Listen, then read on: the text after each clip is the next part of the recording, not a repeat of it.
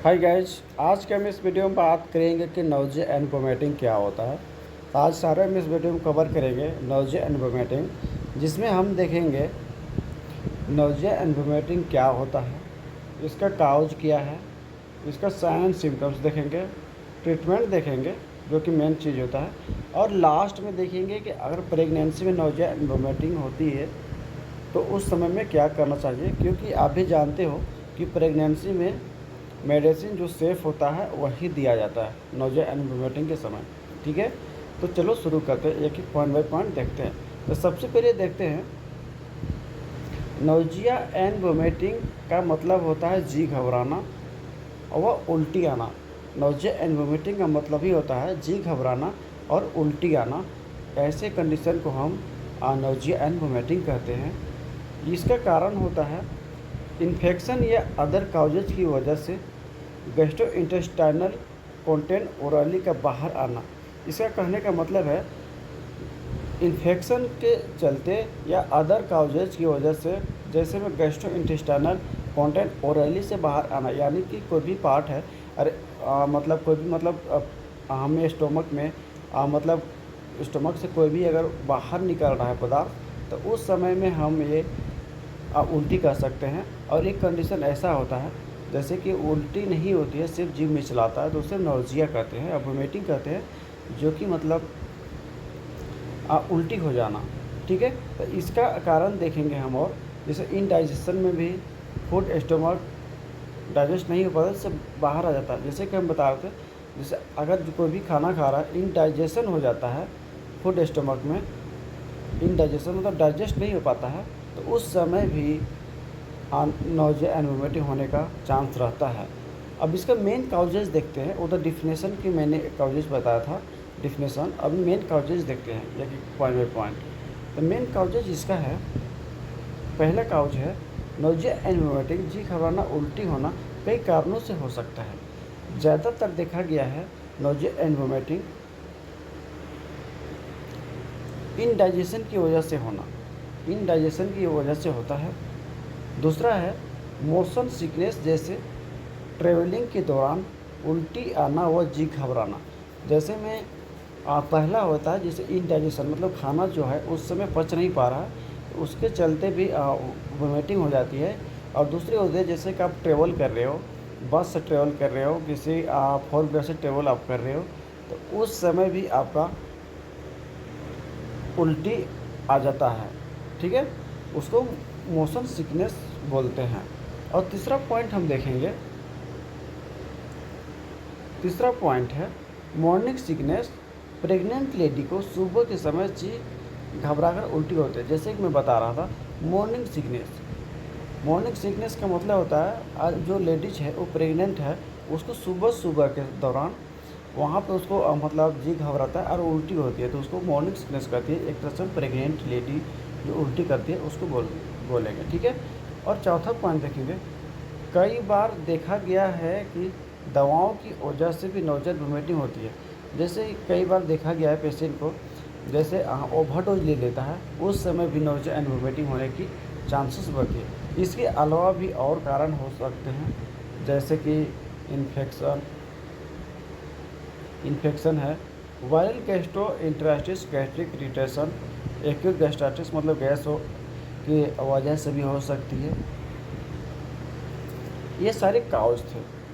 ठीक है, अब सातवां पॉइंट देखेंगे, सातवां पॉइंट देखेंगे आंतों की रुकावट। अगर इंटेस्टाइन है उसमें भी रुकावट हो जाती है, तो उससे भी नोज़ल वोमिटिंग होती है। फूड पॉइजनिंग केसेस में देखा गया है, हेड इंजरी में देखा गया है, वायरल हेपेटाइटिस में देखा गया। ये सारे आपका काउजेज थे नोज़ल एंड वोमिटिंग होने का। अब लास्ट टॉपिक देखते हैं, मतलब ट्रीटमेंट देखते हैं। ट्रीटमेंट की मेन चीज़ होती है। ठीक है, एक एक बाई समझते हैं ट्रीटमेंट। नोज़िया एंड वोमिटिंग के अनेक कारणों होते हैं और उसी आधार पर इलाज किया जाता है। जिसे कहने का मतलब है नोज़िया एंड वोमिटिंग जो होती है बहुत सारे कारण से होता है, उसके आधार पर ट्रीटमेंट किया जाता है कि किस कारण से आपका नोज़िया एंड वोमिटिंग हो रहा है। आपको ये समझना पड़ेगा। आप जब पेशेंट देखोगे तो वहाँ पे आपको समझना पड़ेगा जाके नोज़ल वोमिटिंग वगैरह किस कारण से हो रहा है। तो उसका कारण है, जैसे में पहला कारण है इंडाइजेशन होने वाला नोजिया एंड वोमिटिंग में दिए जाने वाला मेडिसिन इस प्रकार है। जैसे कि अगर इनडाइजेशन है, खाना नहीं पच रहा है, उसके चलते नोजिया एंड वोमिटिंग हो रहा है, तो उसमें हम ट्रीटमेंट देंगे टेबलेट पेरीसेट एमडी, जिसका कॉम्पोजिशन है ओंडासेट्रोन 4 mg। ये सुबह शाम देंगे, मतलब एक तरह से एक ओंडेम टेबलेट भी आता है, उसको हम सुबह शाम दे सकते हैं। कैप्सूल साथ में हम रेफेब्राजोल दे सकते हैं, इंट्रेकोटेड रेफेब्राजोल एंड डोमपेरिडोन होता है, जो कि ये गैस की में काम करता है। जो पेरीसेट है ओंडासेट्रोन, ये उल्टी को रोकती है, और जो राइजोडी है जो कि इंट्रेकोटेड रेफेब्राजोल सोडियम 20 mg एंड डोमपेरिडोन ऐसा 30 mg, जो कि भूखे पेट सुबह शाम देनी चाहिए। ठीक है। और अगर ज़्यादा गैस बनती है तो उस समय में हम सिरप दे सकते हैं पेंटोपेम्पेस 2 चम्मच सुबह दोपहर शाम, मतलब 3 टाइम हम इसको दे सकते हैं।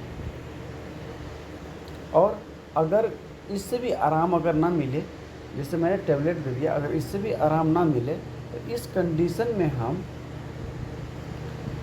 इंजेक्शन रेप्टिक 2 ml, मतलब रेनिटेंडाइन, एक रेंटिक नाम से भी आती है, रेंटिक इंजेक्शन मांसपेशियाँ अथवा ड्रिप में लगाया जा सकता है अगर टैबलेट से नहीं रुकता है तो।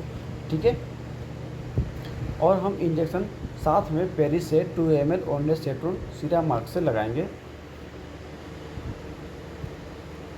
और अगर नोजिया एंड वोमिटिंग लंबे समय से हो तो डिहाइड्रेशन जैसे प्रॉब्लम लगे तो आरएल या डीएनएस दी जानी चाहिए। जैसे कि अगर नोजिया एंड वोमिटिंग बहुत ज़्यादा टाइम से टैबलेट से भी नहीं सुन रहा हो, इंजेक्शन भी दे रहे हैं, कुछ सुन रहा है फिर भी प्रॉब्लम हो रहा है, तो उस समय में हम डीएनएस या आरएल हम इन्फ्यूजन हम लगा सकते हैं। ठीक है। पेशेंट को अगर पेट में एब्डोमिनल पेन की शिकायत हो तो, अगर जैसे मान लो पेट दर्द हो, तो अगर शिकायत हो तो हम इंजेक्शन सुपर स्पास आईएम लगानी चाहिए, तथा साथ में जीरोडोल स्पास डाइक्लोफेनेक एंड ड्रोटावेरिन की इंजेक्शन दी जा सकती है। अगर nausea and vomiting travel sickness की वजह से, मोशन सिकनेस की वजह से हो तो, जैसे मैंने बताया था, जिसे नोजिया एंड वोमिटिंग जिसे ट्रेवलिंग कर रहे हैं, उस कंडीशन में अगर उल्टी हो तो हमें इमिकाइंड एमडी टेबलेट देनी चाहिए, जैसे कि आप देख पा रहे हैं इमिकाइंड एमटी, जो कि क्लोरफेराजिन मेलेट माउथ डिजॉल्विंग होता है, जैसे कि माउथ में आप रख दोगे तो गल जाएगा, ये आपको देनी चाहिए टेबलेट। ठीक है। क्योंकि एक एक मैं मेडिसिन आपको बताते जा रहा हूँ किस कंडीशन में क्या चीज़ देनी चाहिए। और लास्ट में एक इम्पोर्टेंट है, अगर प्रेगनेंसी में अगर नोजिया एंड वोमिटिंग हो तो क्या करें, जैसे कि मैंने बताया था।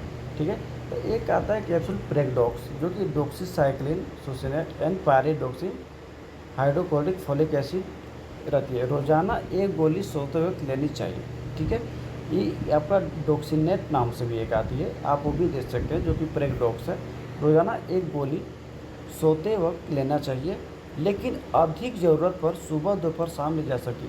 अगर नॉर्मल आपका आप प्रेगनेंसी में जीव मिचला रहा है, उल्टी हो रही है, तो एक गोली आप रात को ले सिर्फ। अगर ज़्यादा हो जा रहा है कंडीशन तो उस समय आप तीनों टाइम आप ले सकते हैं। और इसके साथ में आप एवोमिन प्रोमेथाजिन ट्यूबलेट की टैबलेट ले सकते हैं ज़रूरत के अनुसार।